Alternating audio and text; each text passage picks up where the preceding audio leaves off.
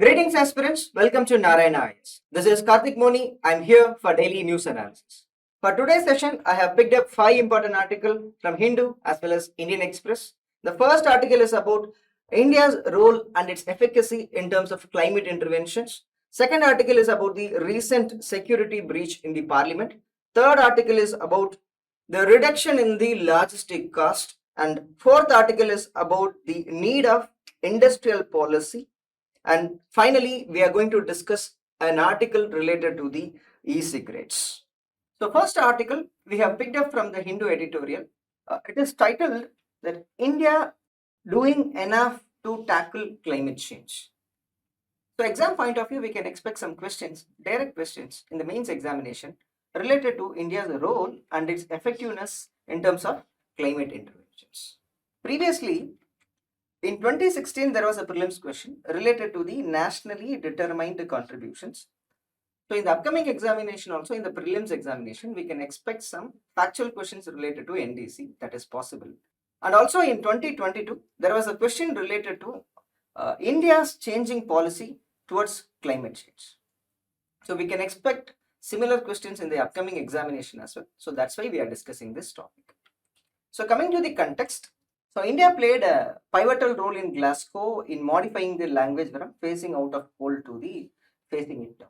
So not only the COP26, that is Glasgow summit, the recent COP28 also, India played a pivotal role in changing the definition from phasing out of fossil fuels to phasing down, or transitioning to removing the fossil fuels from the economy. That is there. That is the first idea.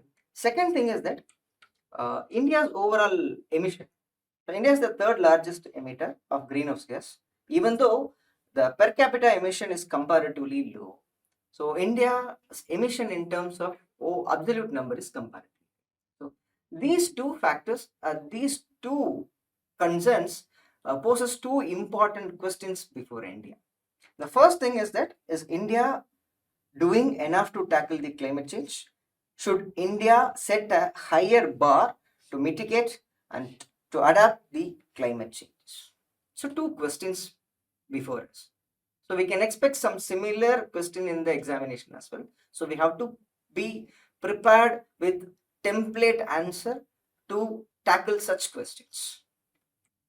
So whenever they are asking such questions about India's interventions, we have to know about, or we have to start with India's NDC commitment. So with respect to India's NDC commitment, we have to know about the existing commitment and also the updated one, which was updated in 2022. So three major areas: emission intensity reduction, share of non-fossil fuels in the installed electricity capacity, and the carbon sink. So in terms of emission intensity reduction, previously we committed to reduce 33 to 35% of 2005 level, and now in the updated target it is 45%. So when it comes to the progress, yes, we are doing good.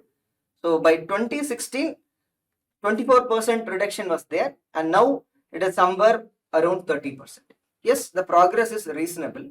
Second aspect, the percentage of non-fossil fuel in the installed electricity capacity. The previously we committed for 40%. Now we increased the percentage to 50%. Already we have achieved 41.5%. So which means this target also we are doing good. And third aspect, carbon sink, creation of 2.5 to 3 billion tons of additional carbon sink through afforestation. So there is no change in this commitment in the revised targets, and also it is not clear to what an extent India achieved this target, because we are facing some issue in quantifying the afforestation measures. So that is the facts related to the India's commitment on NDC. So next we have to know about the India's climate intervention. So first aspect is in carbon emission reduction.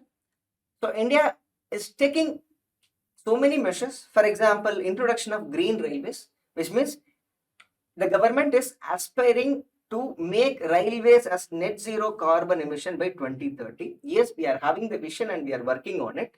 And second aspect, we are having Ujjwala scheme, so that giving LPG access to the poor household will reduce the emission of using the normal traditional fuels. And also we are having Ujala scheme by giving LED bulbs so that energy efficiency will be more. And also we are having BS norms, and also we are having more number of metro projects, and also we are having industrial emission norms to prevent the emission from the industries. And finally we can also mention the PAT scheme, that is performance, achieve and trade scheme, that is also there. These are some of the measures in terms of carbon emission reduction, right? So next aspect is carbon avoidance. So not at all reducing or not at all emitting the carbon, right? Here we can mention the clean energy sources such as National Solar Mission. We can also mention the FAME scheme regarding the electrification of vehicles, and also India's transition towards the nuclear energy. And third aspect is about carbon absorption. So absorbing the existing carbon in the atmosphere. So we can mention about Green India Mission, and also we can mention about the legislations and schemes related to the afforestation. And finally, we can mention about India's policy on national agroforestry policy, right? Finally, India's international collaboration. So we are having collaboration on disaster resilient initiative, and solar alliance, international solar alliance is there. And also India is actively participating and negotiating in Paris agreement, and also we are building consensus through the international groupings, for example G20. So recently India came up with the climate related consensus, that is there. And also we can mention about the life mission. So here, instead of facts, we have to concentrate more on structurizing the answer. So here I structurized the entire dimension in this aspect. So in terms of carbon emission reduction, in terms of carbon avoidance, in terms of carbon absorption, and finally the international collaboration. So this is how we have to structurize the content. So next aspect is whether India's action is adequate or not. So there are two dimensions. We have to know about the arguments in favor of India, and also arguments against India, so that we have to know. Critical about the India is also equally important.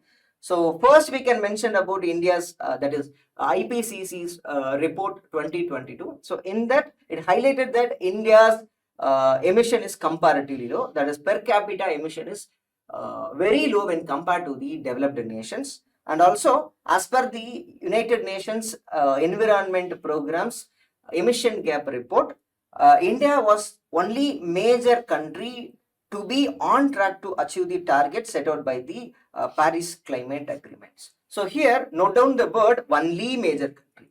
So out of major economies, India is performing good. So in the NDC progress itself, we came to know that first two targets we are on track. So only the third aspect, that is creating the carbon sink only, we are lagging. So which means like India is actively proceeding its climate related interventions, that is there. So these are the arguments will help us to substantiate India's stand. Yes, we can give the India's interventions, and also we can quote the reports that India is doing good.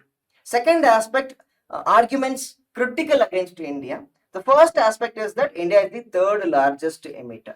Yes, that is true, of greenhouse gas, that is true. And second aspect, India has coal dependency.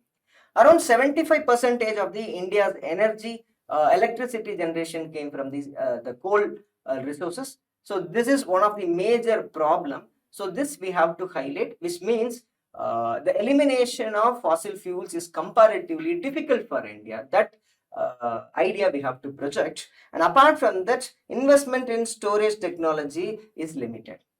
Yes, we are doing good in terms of solar energy production, and also we are doing good in terms of wind energy production, but equally we need to work on the battery technologies, because those things are very important, because these energy resources are variable in nature. So look at the number. By 2030 India is in need of battery capacity of 60 gigawatt energy source. So this is one another area India have to work.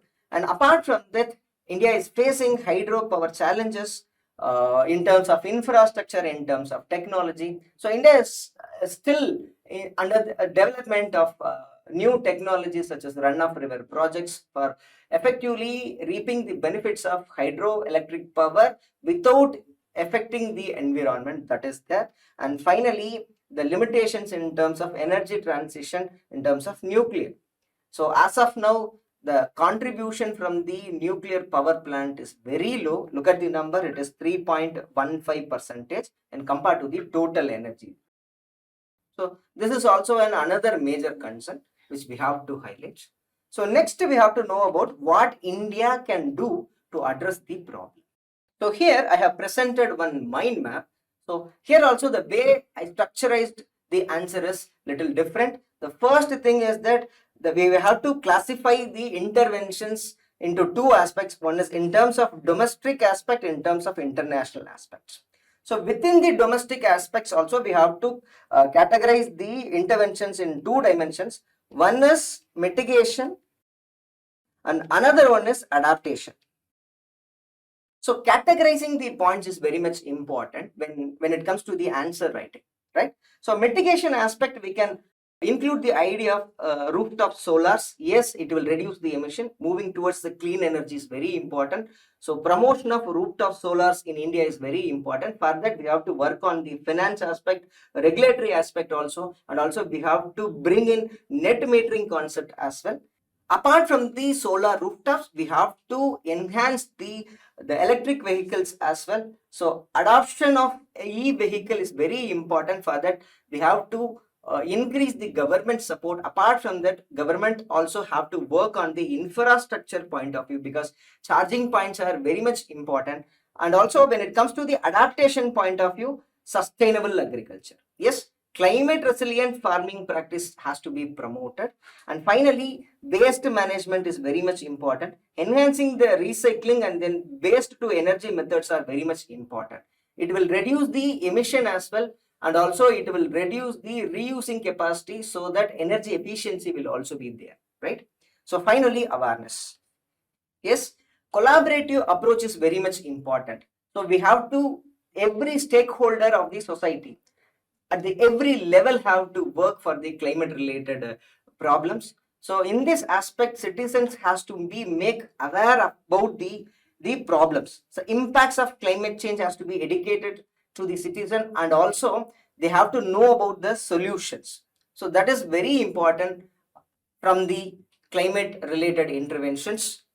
And finally, international aspects, India have to work on the active participation in the global climate forums, and also India have to bring consensus, because in the COP28 summit itself, most of the agreements are not adopted because of lack of consensus. So being a major economic player, India have to critically negotiate to bring the consensus, right?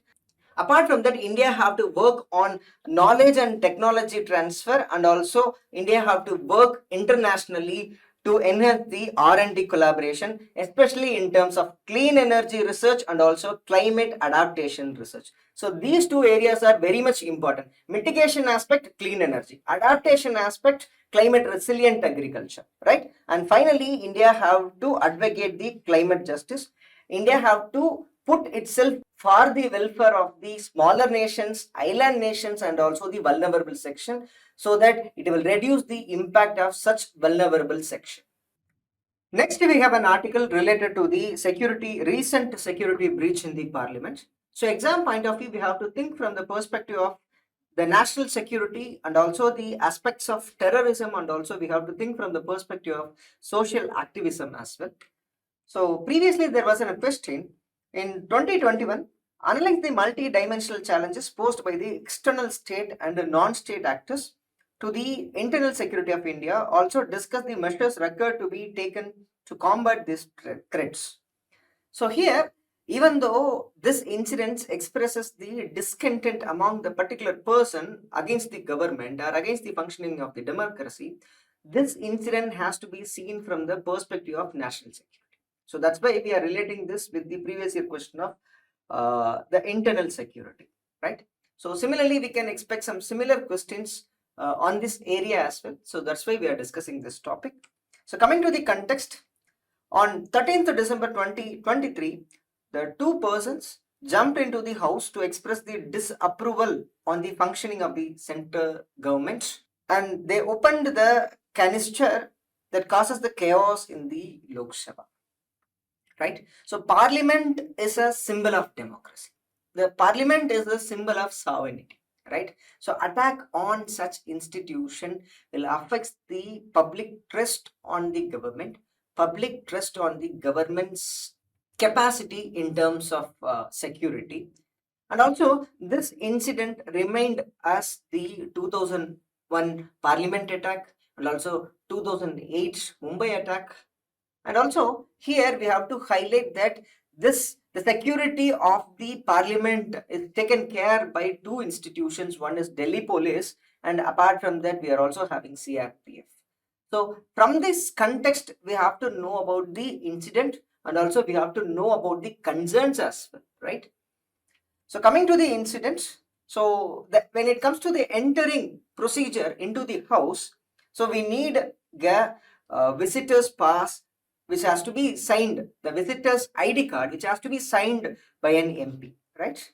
So Mysore MP, in this case, the Mysore MP Pratap Sinha has requested for this pass, and only when the MP is known to that particular person, that is they have to be relatives or friends only, then only they can able to give the pass. So here the request for admission card is delivered through the centralized pass issue cell, right? So MP's role is important, and also here there is a lapse that he gave the pass to a person who doesn't know him personally. So that is the problem. And when it comes to the procedure, MP's approval, and then it is issued by a centralized pass issue cell that is there, right? So apart from that, like there will be a complete background check will be done by the security officials, and then only the pass will be issued, right? So these are the ideas behind getting pass to access or to get into the parliament, right? So in this case, like they took the canister that was made out of plastic. That's why the security personnel are not able to detect through the metal detectors. That is one case. And also they hide the canister inside the shoes. So these two aspects shows the security lapse from the security forces point of view. So this is about the incident and about getting passes into the parliament. So now coming to the concerns. So now the few ordinary people, listen, it is ordinary people itself able to get into the parliament easily by lapsing all the procedures. Then think about the perspectives of the terrorists or non-state actors, right? Or extremist actors, right? So it shows the sheer lapse or vulnerability of possible attacks, right? And also it expresses the problem. So from the social point of view, the discontent from the population is more visible, because there is as of now there is a problem of freedom of expression. Right to freedom of expression and speech was curtailed. That's why the NGOs are facing problem, media is also facing problem, even individual activist is also facing problem. This incident shows that there is a reduction, there is an impact in expressing the grievance in a democratic means. So that we have to highlight. And also in terms of security personnel, deployment of security personnel, there is a problem. So as of now, we are having only 301 security personnel that was sanctioned, but that is not enough for the new parliament. So we need more persons, and also they are working beyond the time. They are stretching beyond their working time. So that is the problem. So deployment of more personnel is also required in this concern. And most importantly, we have to highlight the intelligence labs on this account. Now we have to know about the significance behind this parliamentary attack incidents. So here, from the aspects of democracy and governance, a parliament is seen as a symbol of sovereignty, democracy, and governance. So attack on such institutions will affect the public trust on governments and also the security arrangements. So this will get affected. So this will also be seen, it has to be seen from the perspective that there is a huge possibility of such attack. So that national security point of view also we have to think from this particular incident, right? Apart from the target on ideology, right? So this incident has to be seen from the perspective that there is a increasing opposition on the idea of democracy itself that we have to consider. So apart from that, it has to be seen from the perspective of global implications, because it will affect the reputation of India in the global arena. Finally, there will be an impact on lawmakers and staffs. So it will psychologically create psychological impact on the legislators and the officials who are working in the parliament, because breach in trust will raise a question of life for them. Next, we have an article related to the logistics sector. So exam point of view, we can expect some questions related to the logistics sector's development in India, and also we can expect question related to the National Logistics Policy 2022, and also we have to know about the government policies for the logistics sector development. So previously there was a question in 2017 related to the infrastructure. So National Investment and Infrastructure Fund. So infrastructure is related to the logistics sector. So we can expect some similar questions in the upcoming examination as well. Apart from that, in 2021, there was another question related to the infrastructure development. Investment in infrastructure is essential for more rapid and inclusive economic growth. So similarly, we can expect some similar question by relating to the logistics sector. So that's why we are discussing this article. Coming to the context, recently a report was released. So NCAER, National Council for Academic Education Research report released. So according to that report, there is a reduction of logistic cost from 8.6% to 9.8% in 2013-14 to 7.8% to 8.9% of GDP in 2021 and 22. And also we have to know about the numbers of another report as well. The Indian logistics spend, that is logistic cost, accounts around 13% of the GDP as per DPIIT report. That is logistics cost in India, assessment and long-term framework. So another report released by DPIIT. So there is a controversy between the number. In one report, it is mentioned about 7.8% to 8.9%, but in another report, it is mentioned as 13%.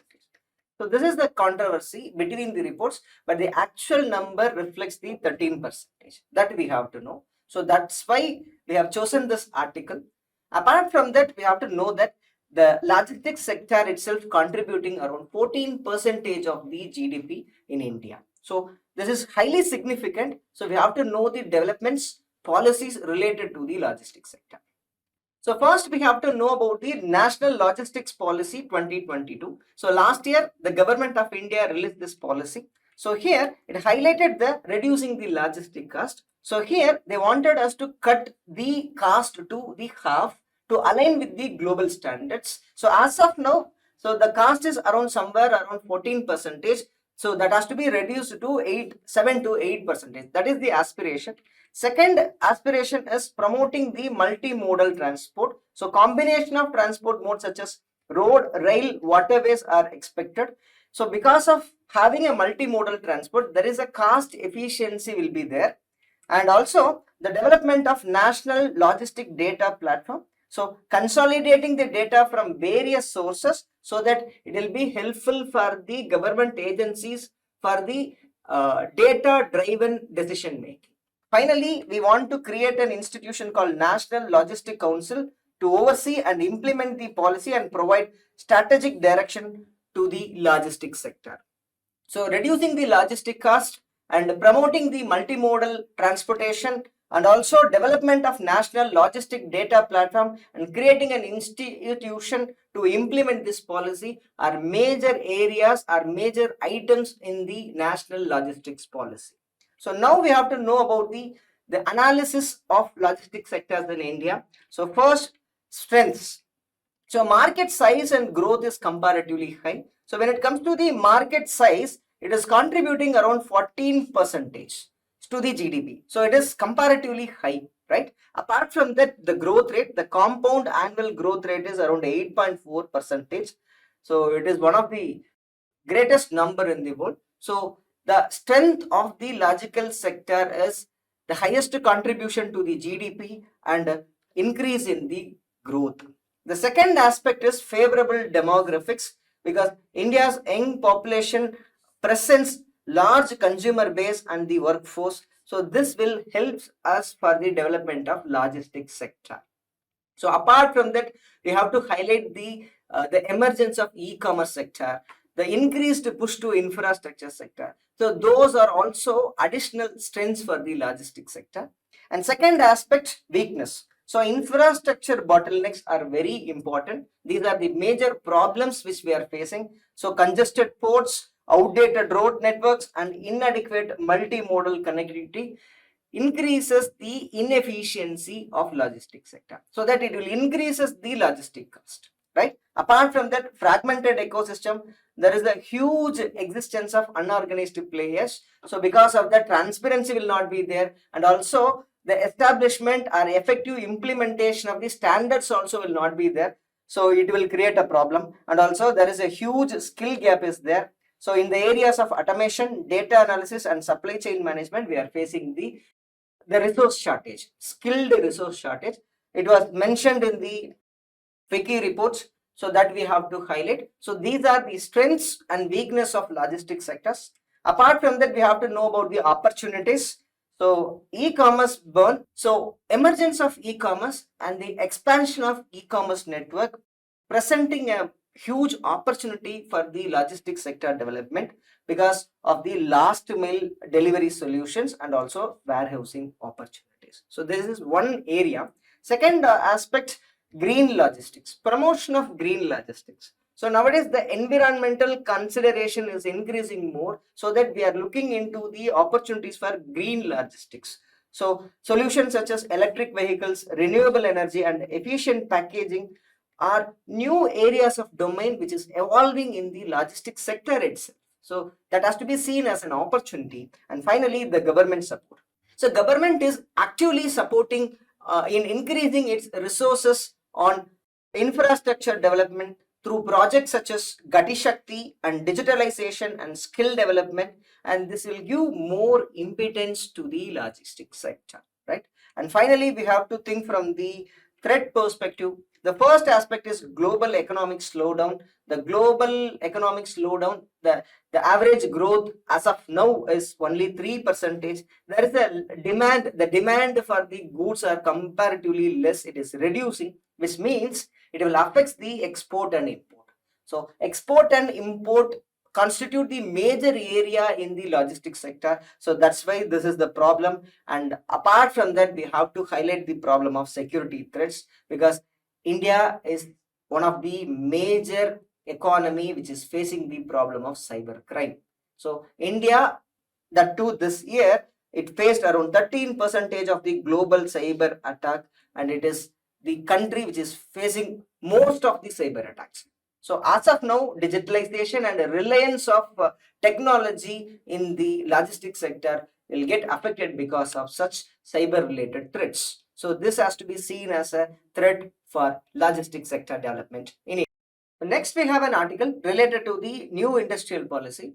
So government, the article itself highlighted that the need for government to focus on finalizing the new industrial policy. So exam point of view, we can expect some question related to the PLI scheme in the prelims examination, and also in the mains examination, we can expect some questions related to the role of manufacturing sector in the Indian economy. So coming to the previous year question, in 2017, there was a question asked related to the failure of manufacturing sector in achieving the goal of labor intensive exports. So manufacturing sector is very significant, highly significant, especially for the Indian economy. So whenever we are getting article related to the manufacturing sector, we have to pay more attention. So that's why we are discussing this article. Coming to the context, the article highlighted that the government is not giving more attention for finalizing the new industrial policy that was drafted in 2022. That is that instead, the government is concentrating more on boosting the the production linked incentive scheme. So this was the context of this article. From this context, we have to know about why this industrial policy is very important, and also we have to know about the PLI scheme and also why it is important, and also as a overall how the industrial policy, new industrial policy will help in boosting the Indian economy, that we have to, right? So coming to the new draft industrial policy, we have to know about these points. So here, this new industrial policy is very important because as of now, we are entering into the fourth industrial revolution. So technology based reliance on advanced technology is increasing, so that we are moving into the fourth industrial revolution. To accommodate those aspects, we need this industrial policy. So whenever we are writing the industrial policy, whenever there is a question related to industrial policy or manufacturing sector, we have to concentrate on these aspects. So technology and innovation, that is there, and also manufacturing and MSME sector's role. So especially when it comes to the industry, role of MSME is very much important, and also we have to think from the perspective of ease of doing business. So that is there, and also infrastructure and investment is also important, and also trade and physical policy is also important, and finally skill and employability for future. So we were discussing about the fourth industrial revolution, advanced technology, artificial intelligence. So in this aspect, employability and the skill level is also equally important, because we have to know about we need resources who knows or who are talented in such technology is very much important to reap the benefits of fourth industrial revolution, right? So these are major areas that we have to concentrate in terms of new industrial policy, or any other question related to industrial policy or manufacturing sector, right? So now we have to know about the production linked incentive scheme. So the aim of this scheme is to increase the production and productivity of 14 selected sectors, especially, for example, e-vehicle sector, drone sector, and food processing sector. So here they will provide subsidy of around 4 to 6% on incremental sales of goods. So we have to pay attention. It is not for the production, it is for the sales. They are giving subsidy for the sales, that too not for the normal sales, that too for incremental sales of goods and services. So that is there. So the base year is 2019. So here the incremental sale will be calculated from the base year of 2019. So be careful with the words. So we have to be very careful whenever we are writing the question or answer in the prelims examination. Apart from that, for this scheme, the government outlaid 1.97 lakh crores, which means the government is paying more attention. It is focusing more on this PLI scheme for the development of secondary sector. So that we have to know. Now we have to know about the favorable impact of PLI scheme. So these are some of the recent outcome because of implementing this scheme. So these outcomes are taken from the economic survey of 2023. So it mentioned that the India is the second largest mobile phone manufacturer. Yes, it is very important because the performance in electronic goods is very important, and India is the largest producer of generic medicine. Yes, pharmaceutical sector is performing well because of this PLI scheme, and the debt scenario of the private sector is improved. This is also very much important because the sustainability of the performance of the private sector can be measured from this debt scenario, right? And apart from that, the merchandise export has crossed 451 billion in 2022-23, and overall export of goods and services together in financial year 2023 was a record of $770 billion. So these are some of the metrics to measure the performance of the PLI scheme. Yes, it's actually doing good, but which doesn't mean that this itself enough for reshaping the entire manufacturing sector or secondary sector. No, that is not there. So that's why the author is highlighting the need for government to concentrate on materializing or finalizing the industrial policy 2022, right? So now we have to know that why this new industrial policy is important, why it is required. So first aspect is the share of manufacturing sector. As of now, the manufacturing sector's contribution to GDP is 17%.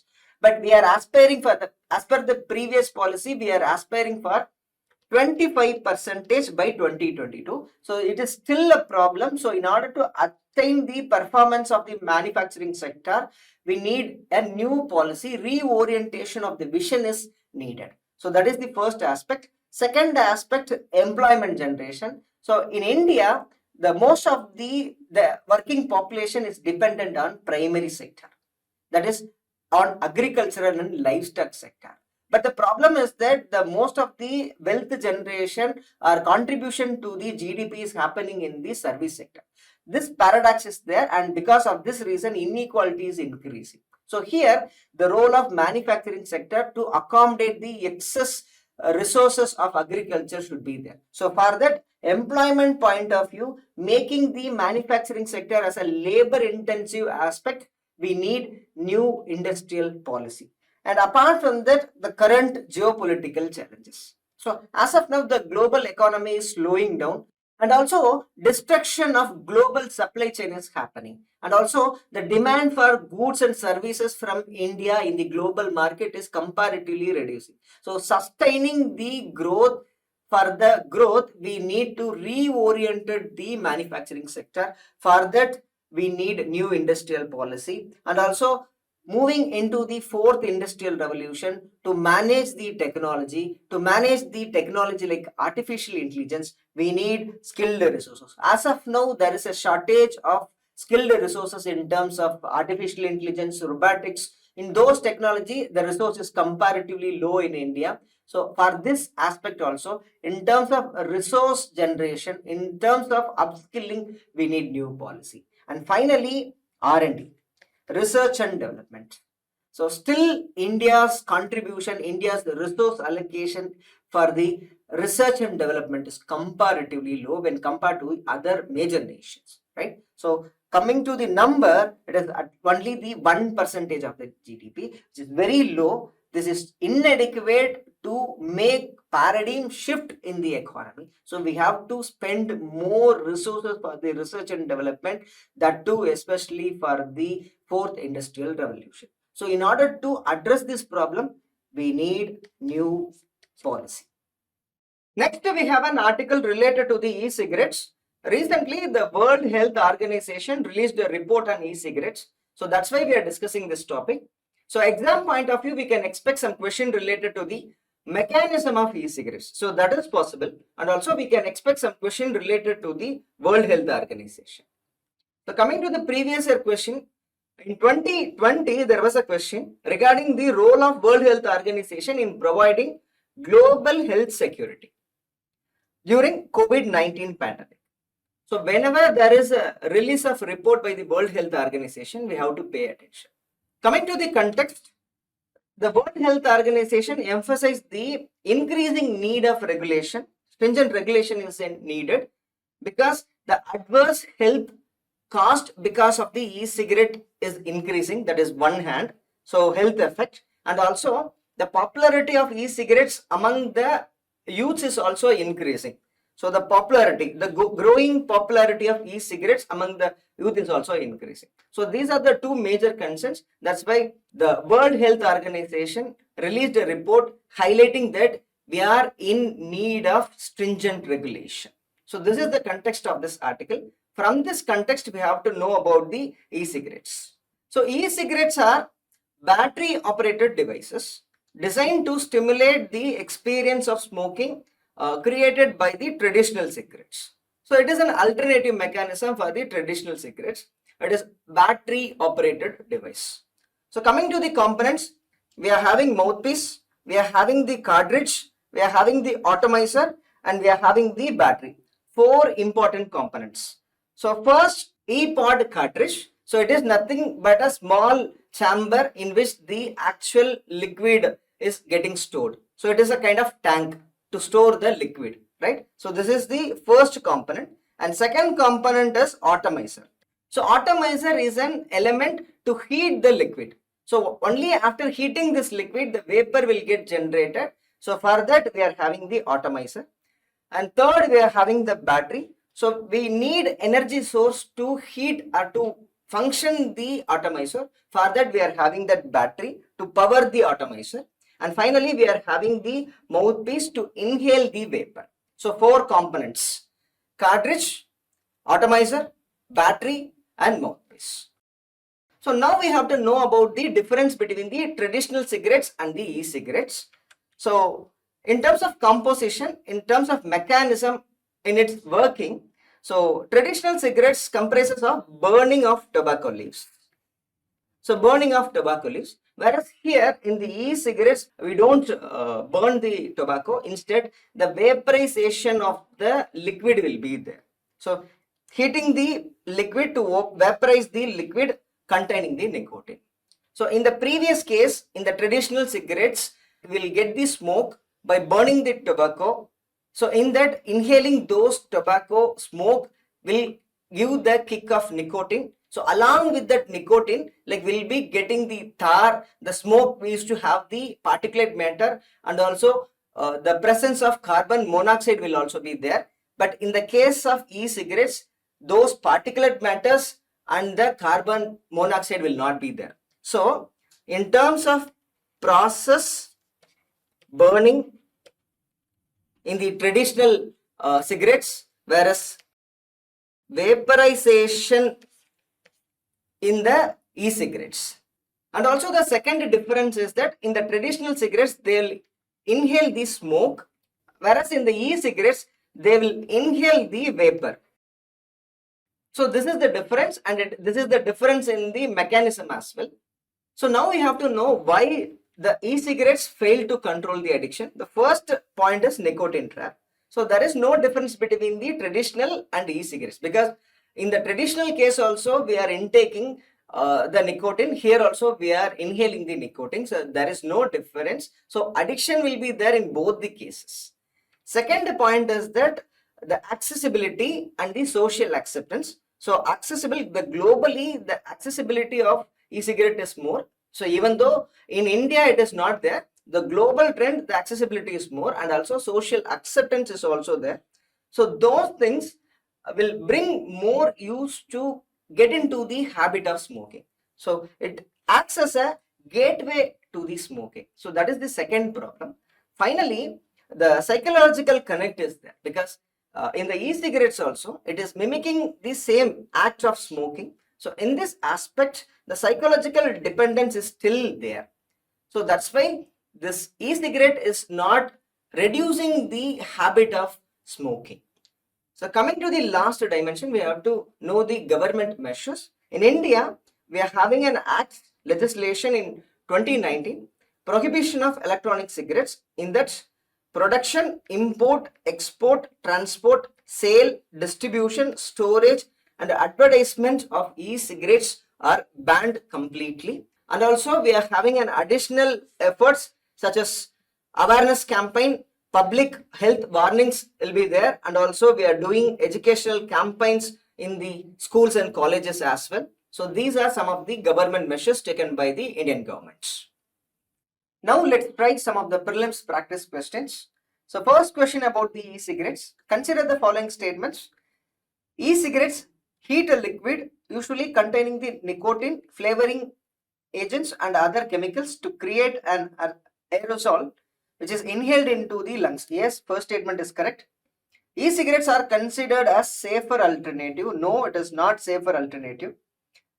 No country other than India banned e-cigarette sales. No. So no country means extreme statements. So whenever we are having extreme statements, we have to pay attention. So third statement is also wrong. So only one statement is correct, and option A is correct. Second question, with reference to the India's nationally determined contributions, consider the following statements.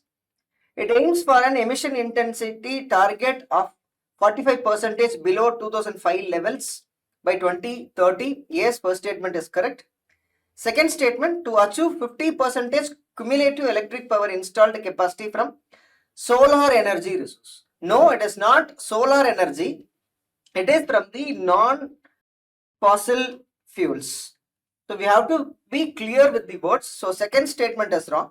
Third statement, to create a carbon sink of 2.5 to 3 gigaton of carbon dioxide equivalent through additional forest and tree cover by 2030.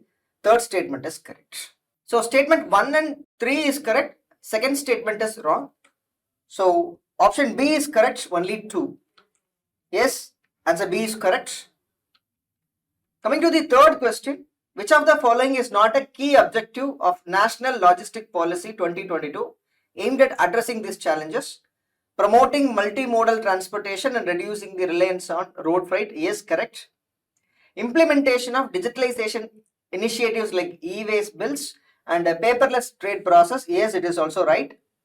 Generating awareness on environmental sustainability and promoting the green logistics. No, it is not correct.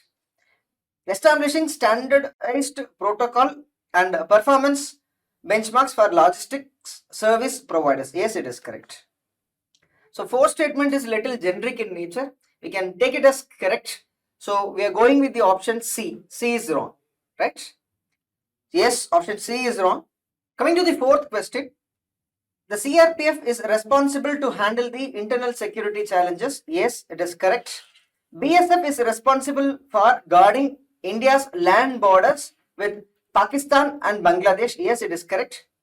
NSD, National Security Guard, is specialized force to handle specific counter-terrorism and anti-hijack operations. Yes, this is also right. All three statements are correct. So option is C. Yes, option C is right.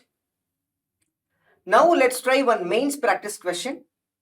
Discuss the impacts and challenges for India following COP28's commitment to transition from elimination of fossil fuels, right? So this is the question. We have to write the answer for 150 words for 10 marks. So coming to the introduction part, so we can mention about the outcomes of COP28, so that we can discuss, and also mention about the global consensus for the first time in phasing out of fossil fuels, that we can mention. And apart from that, in the body part, we have to discuss about the economic implications for India in phasing out of fossil fuels, that we have to measure, because we are relying more on fossil fuels for the economic development, and India is doing good. So economical aspiration is very important for India. So in order to sustain the economical aspiration, fossil fuel is inevitable, that we have to relate. And also energy security point of view also we have to highlight. So here bring the number that to what an extent India is relying on non-fossil fuels for its energy needs, that we have to highlight. And also especially in terms of transportation, in terms of industries, we have to relate the relevance of fossil fuels, that we have to do. And finally, we have to mention about the social justice point of view, that socio-economic needs is very much important. India is still developing. India have to work more on to enhance the access to basic needs to the disadvantaged section. So still we are having the developmental aspirations. In order to attain those aspirations, we need fossil fuel. The reliance of fossil fuels is inevitable, at least for near term, that we have to highlight. And finally, so in terms of technology, in terms of international collaboration, the consensus was not there. Technology transfer is very important, and also resource mobilization from the developed nation is also very much important to implement the need for phasing out of fossil fuels, that we have to highlight. And in the conclusion, we have to highlight the India's environmental responsibilities, and we want to mention that both socio-economic aspiration is also important and environmental aspect is also important. So India have to maintain a delicate balance between these two. That should be the conclusion part of this question. That's the end of this discussion. So thanks for watching. Do like, share and comment the video. Don't forget to subscribe our channel. Thank you all.